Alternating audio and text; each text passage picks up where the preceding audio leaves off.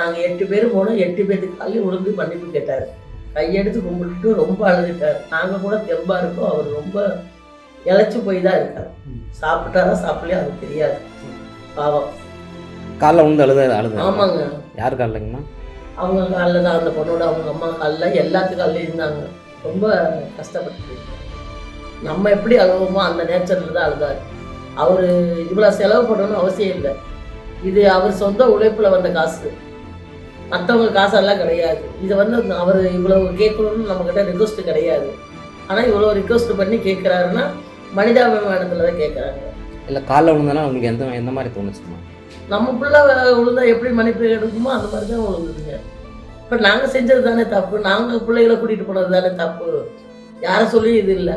ஆனால் இவங்க கூட்டிகிட்டு ஆஸ்பத்திரிக்கு கூட்டிகிட்டு போனது தான் தப்புன்னு நான் சொல்லுவேன். 2வது பிரசவ பரிசோதனை சீக்கிரமாக பண்ணுனது தான் தப்புன்னு சொல்லுவேன்.